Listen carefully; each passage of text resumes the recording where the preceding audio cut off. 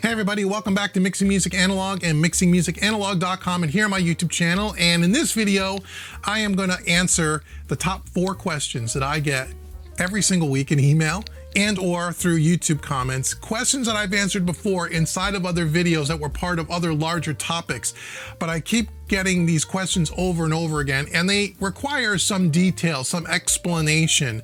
And I know we get a lot of new viewers, a lot of new subscribers, and not everyone has watched all the videos, and they may not have heard me answer these questions. So I thought, instead of writing back emails, which take a long time, and because the questions are really require a lot of detail and more explanation, I can just refer people back to this video so they can get their question answered, because that's what I'm here to try to help people. And I understand if you're new to the channel, you don't understand or you have not heard me explain the questions that you have. And these questions come up, as I said, almost every single week.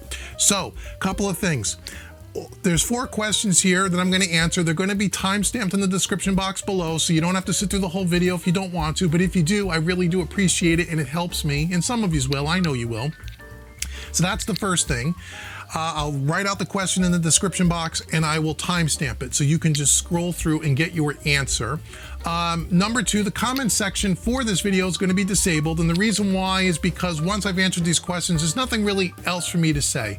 I'm not here to debate with people, and I'm not here to argue with people or to try to convince people or any of that stuff. All I'm here to do is share with you my honest opinions and experiences when you guys ask me these questions, and share with you my thoughts around analog, around in the box, and all of that stuff.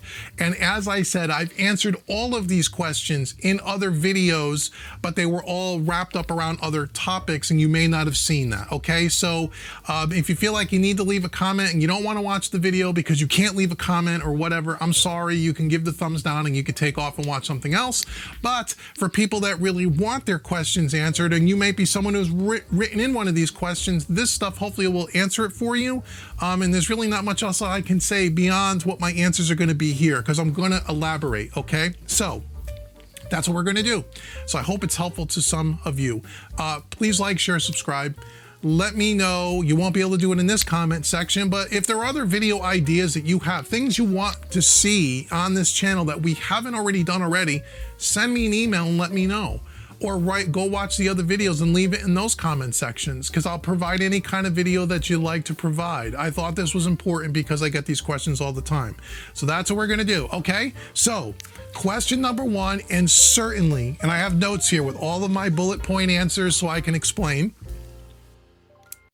The number 1 question that I get for people that are new to the channel is they watch one of the videos and they say they don't understand. There's like, Dave, why did you move away from plugins, and why would you take a step back in time as far as technology goes?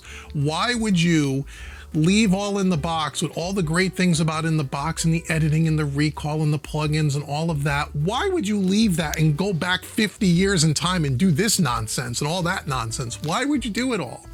What made you do this? I don't understand. That's literally what people say. They don't get it. Well, let me explain why I went this way. So first and foremost, I didn't move away from plugins or move away from working in the box. I work with plugins in the box every single day. For the last 10 years, if you don't know, I also run another YouTube channel called Home Recording Made Easy, along with another website called homerecordingmadeeasy.com. Again, all the links are in the description box below. That is online training for beginners and intermediates to learn how to record, mix, master music in their home studios. There's 10 years worth of content on YouTube, almost 900 videos, 800 and some odd. And I still create videos every single week for that channel. Plugin demos, mixing demonstrations, different tips and tricks working inside of your DAW, all kinds of stuff. So if you don't know about that, it's still there, it's still running, it's very successful, and it has been for the last 10 years. All of my online courses and all of my training have been very popular and have helped thousands of people all over the world. And I so appreciate those people. I couldn't do any of this without all the support over the last 10 years with the folks that helped build and support homerecordingmadeeasy.com. So I didn't move away from plugins, but as I said, I've been working in the box, in plugins, on Home Recording Made Easy, building that brand for the last 10 years. And as I said, it's been very successful. I still got a lot of years left to work, right? I'm not 65 years old yet. And even if I was, I don't want to stop working. I want to continue to work. But I've often asked myself over the last couple of years, okay, what's next? You've built a whole online school, working in the box, working with plugins. You've built almost over 800 videos on YouTube. I can keep going over the same topics over and over and over again, but quite honestly, I was getting a little bored. And I wanted something to inspire me, to keep me motivated, to keep doing this, to keep trying to help people. What was I going to do next? And I kept asking myself that over the last couple of years. What's next? What's next? What's next? Is it for the next 10 or 15 years? Keep doing plugin demos? I wouldn't be able to do that. Can I keep showing the same things on YouTube over and over and over again? I suppose I could, but that really doesn't excite me. It doesn't interest me. I want to do something new. I want to continue to do that, but I'd like to do something else. So that was kind of the first thing in my mind was, okay, what am I going to do next? I also wanted to be able to expand my business, expand the Home Recording Made Easy brand. And maybe it's not called Home Recording Made Easy, maybe it's called something else, but to reach a different type of an audience. Maybe an audience that's not really beginners, not really intermediates, doesn't work in the box, or wants to move away from working in the box and wants to move more analog, more hybrid. Hence mixing music analog, right? So I wanted to expand my business and try to find a way to reach another group of people, not to stop helping the first group of people, but to reach another group of people, right? Another audience. And also, quite frankly, there is probably a 10%, maybe a little higher than that, I would say, that have started at Home Recording Made Easy and now, for lack of a better word, graduated to moving into this stuff. They love the craft of mixing and they want to learn about this stuff as well. There's people that migrated over, which is great as well. So now I can help a larger group of people. And I wanted to expand my business, and I also wanted to feature more of my own mixing services for clients. MixingMusicAnalog.com is really my mixing services for clients. I wanted to be able to give clients, some clients that have the budget to invest in their music, that wanted to have it professionally mixed, to maybe give them something that's different than what everybody else can give them. Everybody with a computer with plugins can mix in the box, right? Everybody can do that. How you do it and how you use the tools, that's a whole different conversation. But not everybody can mix for clients with analog gear and a console and hardware. It's a different type of sound, right? So I wanted to be able to maybe provide that and see if there was a market for that, because it looks like today, and we'll get to this later in some of the other questions, that everybody's starting to move away from analog and get back into in the box. And well, I want to be able to offer that to people. So that was another kind of a reason. Plus, on a personal note, I've always wanted to experience what it's like to work in this workflow. I've worked in the box workflow ever since there was a box workflow, right? Well over 10 years, long before there was a YouTube channel. I was working in Pro Tools when Pro Tools first came out in the box. And when the first audio interfaces came out. I've been doing it for a long time. I always wanted to do this. I always wanted to experience that. I wanted to know for myself, what are the real differences between working in this workflow versus working all in the box? Now, we know what the physical differences are. That's obvious, right? It's physical, tactile feel, it's different. But what is the sound difference really? I mean, there's lots of people on YouTube that claim to know what the sound differences are. They claim to know one is better or the other is better. And a lot of those people have never worked this way. How would they even know that? Or have never even stood in the room with this stuff for any length of time, or have never really worked on it for any length of time to be able to tell you what the differences are. I wanted to know for myself, and then I wanted to share that with you. Not whether one's better or the other, just what are the differences? I consider myself a craft or a student of the craft of mixing. It's the thing I like to do the most. I like to record, I like to do all that stuff, I like to teach, but I really love to mix music and always have. And so I wanted to learn for myself really what the differences are. I didn't want someone to tell me on YouTube what the differences are. I wanted to know what the differences are so I can be honest and share with you what the differences are. And so it's something that I've always wanted to do. And because I got to a place in my business, because of all of you, or a lot of you that have supported me, I have finally had the success to be able to say I can take a risk and make a financial investment in my business. And everything is a risk, right? None of this stuff was given to me for free. I'm not like a lot of those other sponsored YouTube channels where a company dropped a console in my studio so they can get free camera time. That didn't happen with me. I bought all of this stuff, right? With the exception of some hardware from the company audio-scape, which I've talked about. But half of what you see behind me, I paid for. What you see right here, I paid for. It wasn't given to me, okay? I made my own investment, right? So it's something that I've always wanted to be able to do. And then quite honestly, and I've talked about this on Home Recording Made Easy in my yearly wrap-up of 2020, I bought this console in 2021. And I looked at consoles before, probably 2 or 3 years earlier, not the Origin because it wasn't out yet, but I looked at some SSLs and I looked at some Neves and some APIs, and I was almost ready to pull the trigger on a Neve console at one point. And it wasn't the right time. Financially, it wasn't the right time. I didn't have it. I wasn't ready to make that kind of a commitment. But you know, 2020 we had, no matter where you are in the world, no matter when you're watching this video, whether it's today in May of 2022 or whether it's 2 years from now, you'll know that if you were alive in 2020, you remember our worldwide pandemic and COVID.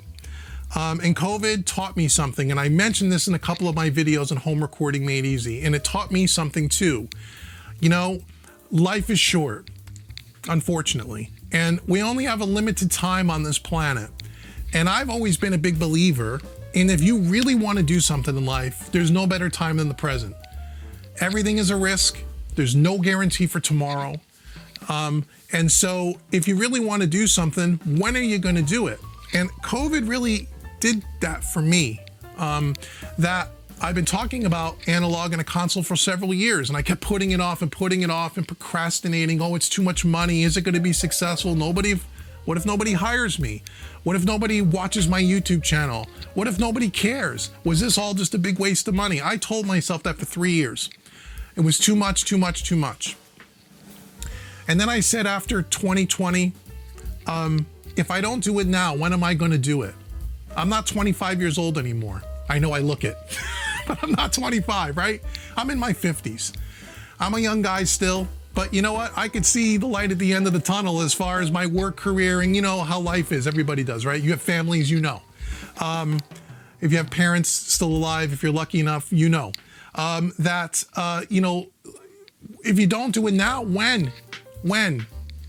I don't want to, I never, in my whole life and even in my career, I don't want to look back 20 years from now when I'm an old man in a rocking chair, sit with my grandkids, hopefully on my lap, saying, I would have done this, I should have done this, I could have done this, why didn't I do this? I did not want to be the woulda, shoulda, coulda guy, right? Not just in my career, but even in my personal life, family life, right? I don't want to look back with any regrets. And so I want to do this. I've always wanted to do this. I love this stuff. I love learning about it. I love trying to teach people. So COVID kind of really was the thing that pushed me over the hump to say, if you don't do it now, Dave, you're never going to do it. You're never going to do it. And so I did. So that was another big thing for it. If I want to accomplish something, I want to try to get it done. And then you know what? Like I say about people, because I do business coaching as well, I have some students that hire me to consult with them on how do you run a business? How do you run a studio? How do you run an online education business? I'm going to get more into that in the future because I run 3 businesses now, and I'm going to be running a 4th sometime in the near future. You know, when you want to expand, business is all about risk. You know, nobody that was ever successful in business, whether it's online, the music business, or any business, they didn't get successful by not taking risk. Certainly you got to take a calculated risk. You got to be smart. This is a risk. This financial thing is a risk, right? Remember I said it wasn't given to me. I had to pay for all of this. I'm still paying for this. I'll be paying for this for the next 3 years. It's a risk, right? But if you don't take a risk in business, you'll never be successful. I'm not suggesting you run out and do this. I'm just saying for me, every time I've started a business, people told me I was crazy. Just like when I bought this, a lot of people told me I was absolutely out of my mind. A lot of nasty comments on YouTube. People told me I was crazy. But I was told that when I started Home Recording Made Easy. I was told that when I started mixingmadeeasy.net. I was told that when I purchased I have a local business, a manufacturing business that my family business that, you know, I'm involved in. It's not away from music. People told me I was nuts. All those businesses are successful. Now, I'm very lucky, very blessed, and I work really hard. It's not luck, it's a lot of hard work. But if I listened to everyone that told me I was crazy, I would never do anything, right? So that's my little advice to you. If you want to do something in life, do it. And if you want to do something, you got to take some risk. And I took risk. And you know what? To wrap up the answer to this first question, at the end of the day, who knows? Maybe in 2 years, I'll sell all this stuff. Maybe not because it wasn't successful. Maybe I grow tired of it and I sell it all. It's all got value. Am I going to get all my money back? Of course not. But who cares? You know, if I spent $50,000 on this console and I sell it in 2 years and I get $20,000 for it or $25,000 for it or whatever I get for it, I'll get some of my money back. My guess is I'll probably get 60 or 70% of my money back. So it's not all washed. It's not all thrown away in the trash, right? Who knows what the future holds? I have no plans to do that. I absolutely love this, but you never know. So that's why I went and bought a console, and that's why I'm doing this. It's not because I don't like the in the box, and it's not because I'm moving away from it. I'm not. It was just a way for me to expand, to kind of scratch my own personal itch of experience. I wanted to experience this. I wanted to do this. I wanted to know the difference. I wanted to grow my business, and it has been successful so far. And I wanted to be able to then share my experience with others, because there's very few people on YouTube, if any, that really do. There isn't. So, and I know I've helped a lot of you so far, which is great. So if my risk is helping you in any way or giving you information to make your own purchases, wonderful. So that's question number one. I hope that makes sense. I have really nothing else to say about it other than that, okay? So let's go to question number two. Question number two is something that, again, people mention and ask, and it's a valid question. I get it. And here's the question. Based on the expense of all this hardware, console and hardware, couldn't you just achieve the same thing with plugins? Or could you get close enough? Do you really need all this stuff? Well, there are needs and there's wants. You don't need any of this. It's no different than you really don't need any plugins beyond your stock plugins that come with your DAW. You don't need that to make good music. You don't need that to make something that sounds really great. You don't. I've been saying that for years, and I'll continue to say that.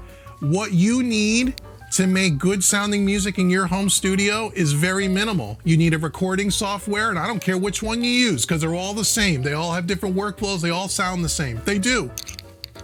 Pick one. Pro Tools, Logic, Reaper, Studio One, Cubase, Luna, whatever other one that you find, they're all the same. You can make great music with that. And by the way, you don't need to buy a single plugin beyond what comes with that recording software to make good music. You don't. I'm not claiming that you do. You don't, right? But why do people buy third-party plugins? Because they want something that sounds a little different than their stock plugins.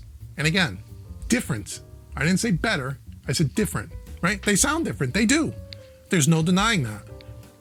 Okay? Same thing with analog.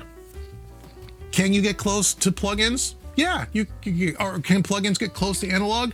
It gets close. Is it the same? Not by a long shot. Does it sound the same? No, it doesn't. It sounds very different.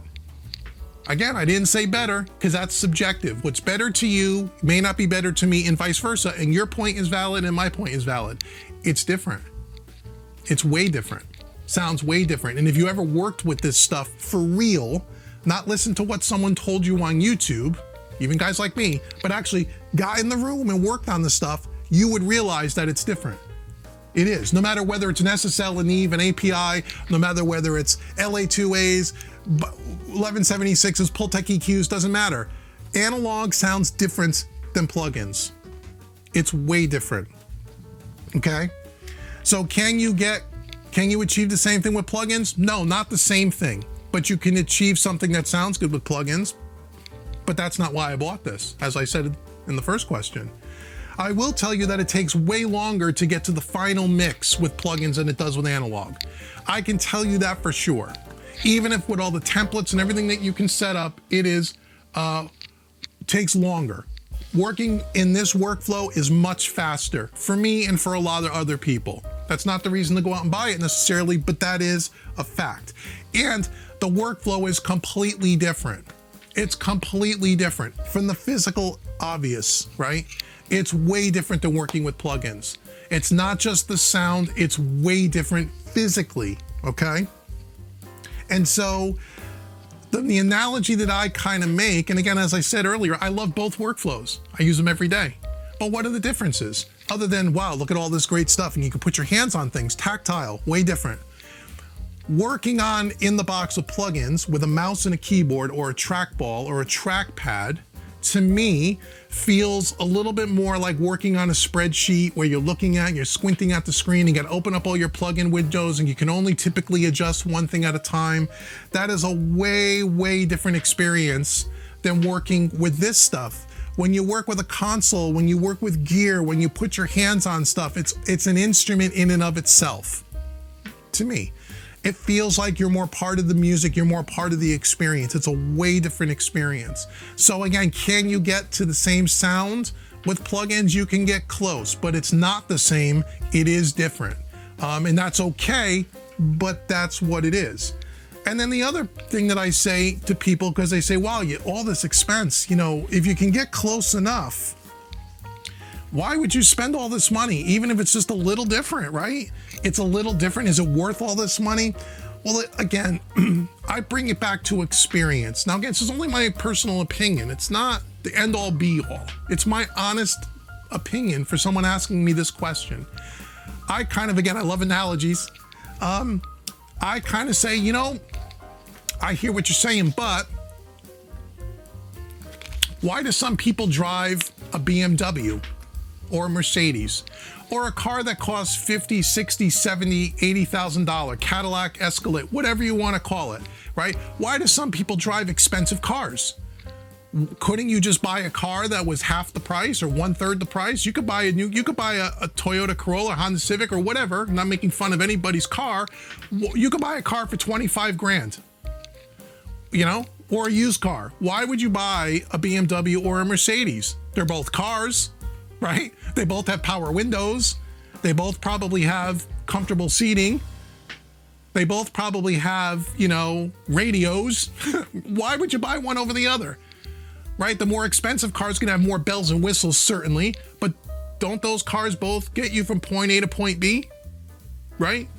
What's the difference if you drive a $25,000 car or a $75,000 car? It's the experience. Someone that buys a BMW or a Mercedes or a high-end vehicle, one, because they can, it's what they like, and they like the experience and the way it makes them feel when they drive that car. It doesn't mean you couldn't get there with the car that was 1/3 the price or half the price or whatever number you want to put on it, but it's a different experience, a way different experience, right? But let's bring it back to music for a second. Why do people play? I'm a guitar player, right? A lot of you probably guitar players.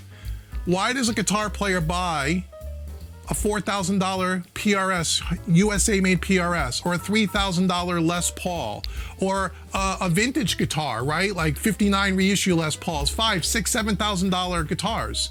I know people that have 4 or 5 of those. Some of you might. And they also have 3 or 4 different boutique amps at $2 grand a piece.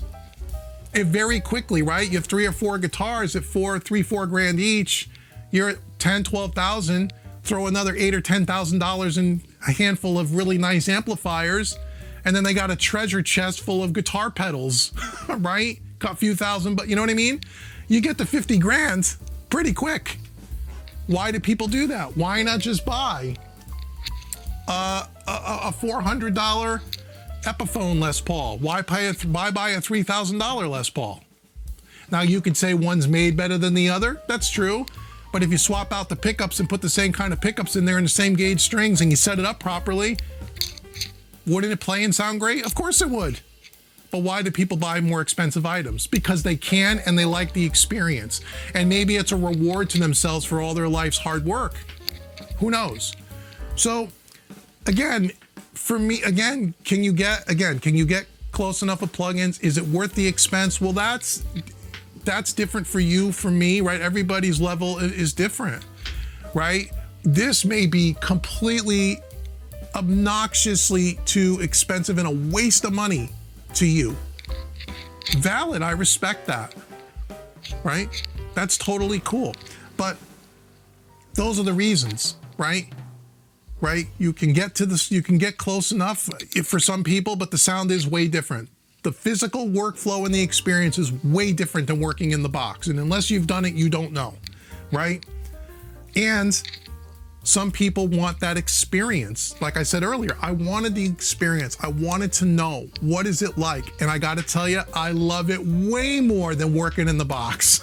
It's just more fun for me. So that's the reason, okay? So that answers question number 2. Okay, a couple of more questions and then we'll head out of there. Hopefully this is helping somebody. Okay. Another question that I get all the time, and again, it's a great question. In the end, people listen to music on Spotify and Apple Music. Most people streaming, earbuds, right? They can't tell how it was mixed, so what's the point? In other words, the person that's listening to the music, are they gonna know that it was mixed on an SSL? No. Do they know it's mixed with, am I using an LA2A compressor? No. So what's the difference? Great question. I would say you're right, but again, to me, that's not the point. I would bring it back to, let's go back to in the box for those people. Why do you buy third-party plugins? Why? Do you need them? No, you don't. Why not just use your stock plugins? Because third-party plugins sound a little different. Does the end listener know that? No. But you buy them anyway, don't you? So what's the difference if I buy analog? What's the difference? Does the end listener really know the difference? Can they tell the difference between a song that was mixed fully analog and a song that was mixed all in the box by a good engineer that knows how to do both? Is the end listener, the non-engineer, the non-musician that doesn't know what they're listening for, the music listening public, are they gonna be able to tell the difference? No. But that's not the point. That's not why we do this, right? At least it's not why I do it, right? If that's the case, why does every song that's been every Grammy Award winning song from last year, most of which was either recorded and or mixed with analog and hybrid of some fashion, why doesn't all those guys just go to the box with their little mouse and keyboard? Why? Because part of making music and creating music, even though the end listener doesn't know, but the person's creating it, the person mixing it, the person working on all this stuff, it's a way to inspire to make it sound the best it can. In the end, does it matter to the person listening to it on their Apple earbuds? Probably not. But if that's why you're in this thing, then you really got to rethink, why are you doing this anyway then, right?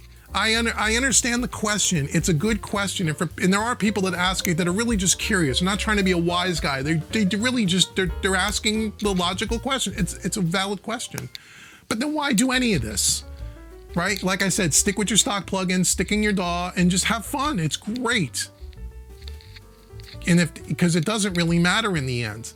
But if you're making music, part of being inspired and sparking that creativity and having fun to want to come down here and do this, so it's not like you're going to a job. You don't work music, you play music, right? And that's some of it. But I understand the question. So you're right, it doesn't really matter, but why would you do it? That's why. For me, your differences might vary. And then the last question, again, another one that's so popular. People will say, what about this? What about the engineers like Andrew Scheps and now Michael Brower? They sold all their consoles and all their hardware and they mix in the box. They say it sounds the same as analog. They can get the same sound. So if they can get the same sound with plugins in the box, what the hell are you doing here with all this stuff? Again, valid point. But here's what I'll say. And again, I've watched the interviews with Andrew Scheps, amazing engineer. I've watched the interviews with Michael Brower on Mix with the Masters, amazing engineer. And there's others. It's not just them. I think Tony Maserati is mostly in the box. There's lots of great guys and women that are fabulous engineers that have moved away from analog and went to the box. So if they're doing it, why the hell would you go backwards? Well, I think there's a couple of reasons for that. Again, I'm not Andrew Scheps. I'm not any of these people, nor do I claim to be. Their experience is different. Everybody's experience is different. But these people have worked in the analog domain for probably 25, 30 years. They're at a point in their career, and both Andrew Scheps and Michael Brower have said this. I've watched them say this, so I'm not reading it. So I'm not hearing it third hand. I've heard it come out of their mouths. That they're in a place in their career where they don't want to be tied to analog and a console in a studio. They like to travel. They need to be able to travel. They need to be able to work on clients' projects in a hotel room on a set of headphones. They don't want to have to drag a whole studio with them. For their lifestyle at this point in their lives and careers, and for what they do for a living today, they need that portability. And they have slowly, both of them, slowly have transitioned in the box, and they found a system and workflows and templates that work for them to be able to make it good enough for them, right? And so for their workflow, for what they're doing, that works for them. And I totally understand it. They've been doing it. They've already had this experience. They might be over this experience for a variety of reasons, the recall, the automation, whatever the reasons are. They're now in the box and they're happy working it and fingering it with one channel at a time. And that's totally awesome. Again, there's nothing wrong with that. For me personally, I didn't have this experience for the last 25 years. I'm going in the opposite direction. I've been working in the box for almost as long as they've been working on analog. They're a little bit older than me, so not quite that long, but you get the point. And I wanted to experience this. I don't travel all over the world and have clients where I have to be able to mix in a hotel room. If I did, I wouldn't be doing this, right? I get it. But just because they're doing it, it doesn't mean that this isn't valid anymore, because I'll also say for every one guy that's like Andrew Scheps and Michael Brower, there's probably 10 guys that still work this way in some form or fashion. They do. Chris Lord-Alge, Tom Lord-Alge. I mean, it goes on Mike Schmidt, who recently passed on. And there's dozens of other engineers. Bob Clearmountain, right? They're not moving away from there, and they're not even using a modern SSL. They're using an SSL from 1940 or 1980, you know what I mean? Why are they still working that way? They don't have to. They like it. It works for them. They know it. They may not have the portability requirements that the guys like Andrew Scheps, because that name comes up all the time, and I get it. I get it. But it doesn't mean that because they went that way, that the sound is exactly the same. It is not exactly the same. Maybe Andrew Scheps got it exactly the same to what he was doing on his Neve console and all his hardware. Maybe he did. He's a better engineer than me, that's for sure. And if he came up with a workflow that sounds identical to what he had analog, wow, that's wonderful. That's great. I have yet to be able to come up with plugins yet that sound like this. Exactly like it? No. Close enough? Depends on who you ask, right? So I think a lot of the reason why you see some of these more pro level engineers moving to in the box is because it's not because of the sound. It's because they have other things in their career and in their lives where portability and mobility become an issue and they can't be tied to a console anymore. I get it. Or maybe part of their reason is, I would suspect that they want to try something different too. They've been working this way for so many years that they want to try something new and something different. And who knows, maybe you'll see some of those guys go back to analog at one point or another. Who knows? Who knows? I'm not saying that because Andrew Scheps and Michael Brower and others, because they sold all their analog gear and their consoles, that makes all this not valid. That's just not true. It's just not true. I think the people that are stuck on that, it's because you convinced yourself that for whatever, you don't have this, you're not gonna have this, you can't have this because, or you don't believe in it, whatever. So you're using that as a way to kind of confirming your own mind what you already believe. And again, that's totally fine. For me, I respect the guys that have left analog that go to the box just as much as I respect guys that went from the box to analog, and just as much as I respect the people who do both, like me. There is no right or wrong. It's only a different set of tools. You have to be a good engineer to make any of this stuff sound good. This in and of itself doesn't make you sound like a good engineer. This, in a lot of ways, analog is more difficult than, as far as you have to know, you have to understand gain staging much more. You have to understand how this stuff works a lot more to get it to sound good. It's not as plug and play as in the box. Plug and play, you pick a preset and you can just go to town. There's no preset here. You have to make your own preset. So you really have to be, I think, in a way, a better engineer to understand how this stuff really works. And then when you're like an Andrew Scheps, an amazing engineer, or like a Michael Brower, that you know how to now translate that to in the box. And again, there's pros and cons to all of it. So that would be my answer to that. This is not valid anymore just because there's some engineers who have decided to sell all their stuff and they're on YouTube telling you the sound is identical, they couldn't tell the difference. Okay, great, maybe that's true. I know for me, with my limited experience, because that's what it is, I'm not an expert in this stuff yet, I'm learning and trying to share. I've mixed songs on this console and mixed that same song in the box of plugins, and the sounds are completely different, and I can't get them to sound exactly the same. Can I get them close? Yes. Can I get them exact? No. Why? Because I'm not as good as Andrew Scheps, and I'm not as good as Michael Brower. They're two of my heroes. But I'm also more of a fan of the Chris Lord-Alge and the Bob Clearmountain approach in mixing, personally. But that's just me. Maybe different for you. So, those are the 4 top questions that I get all the time. I hope I was able to shed some light and to just share with you my thoughts, and just this is why. And all of these things that I just mentioned, I have talked about in other videos. So I hope you go back and watch those videos, and you'll see that I've said the same things from the beginning. Now, that's not to say that I haven't learned a lot from the very first video on this channel before we even turned the console on.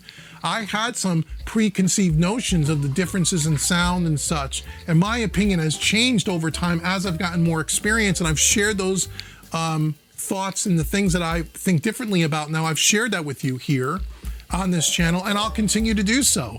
I don't consider myself an expert in any of this stuff. I just know that I'm learning firsthand and bringing to you my experience, and hopefully it helps some of you. I know it does. And if my opinion changes over time, I'll be sure to be honest with you about that. Like I said, I'm one of the few, if any, I wouldn't say the only, but the only one that I know of, the only YouTube channel that does both workflows, has 2 YouTube channels, and shares with you their honest opinion and isn't trying to sell you something. I'm not here trying to sell you anything. I'm not sponsored by anybody. Zero. No one. The only person that has ever given me anything for free to say good things about their products, because I really do love their products, is audio-scape. And I've been very upfront and very forthcoming with that in those videos. They make wonderful gear. I own way more than just audio-scape gear, and every single piece of gear I own, I pay for. The console's the biggest purchase. SSL does not sponsor this channel. They're wonderful people. I've talked to them. They've been very helpful. They're great people at SSL, the people that I've talked to.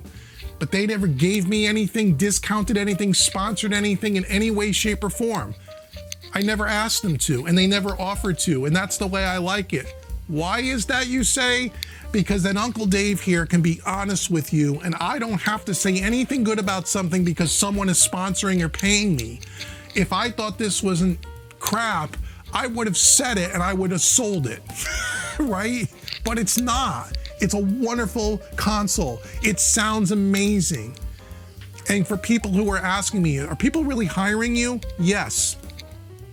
I will say, we're in 2022. We really just started mixing probably late 2021. So I've been really fully commissioned and working for about 5 months. I've had more clients in the last 5 months hire me for mixing than I've had in the last 2 years when I was working all in the box. Now, that's not, again, I'm not just saying it is. People have, in everything that I've given my clients so far, knock on wood, they've really, really liked, and they love the sound that I'm giving them. and I'm loving the sound that I'm giving them. So has it been successful? Well, we're not finished yet. We just started, but so far it's been very successful. So part of expanding my business, as I said in question 1, is working. I never thought if anybody would hire me and pay me a penny to mix their music. Not because I'm not a good engineer. I think I am a good engineer, but I also think that I'm learning and I'm still a student of the craft. But people are paying me. They're paying me, and they like what I'm giving them, so it's starting to work. And I think that's great. And if I can provide any of you some mixing services, I'd be glad to do so. Check out mixingmusicanalog.com. Again, I'm taking a risk, I'm learning, and I'm hoping that these videos in this channel, especially when I'm also here with my buddy Dave, are helping you in some way. And I know they're helping a lot of you. And for the other very small percentage of people who are whatever, just upset, jealous, envious, nasty, angry, whatever it is, I feel sorry for those folks. I know that's the minority, but it's amazing how many of those people there are. So anyway, I'm gonna wrap up this video. Again, if you have any real questions about something specific on the gear, because you're in the market to buy something, you can only send me an email through the website. And some people have, and I'd be glad to help you. I'd be glad to jump on Zoom or Skype and help you. If you're in the market to buy some stuff and you want to talk in a little more detail, I'd be happy to help you. Please do that. And again, I hope I come back and you see the next video, and we'll be posting more videos very soon. If you have video ideas and things that you'd like to see, again, send me an email through the website. I'd be glad to put those on a list and start showing you more stuff, because I want to create videos that you want to see. I want to answer questions that you have. So until the next video, I've been Dave with Mixing Music Analog and mixingmusicanalog.com. Thank you so very much for watching and for listening to me today, and I will see you very soon. Take care, everybody.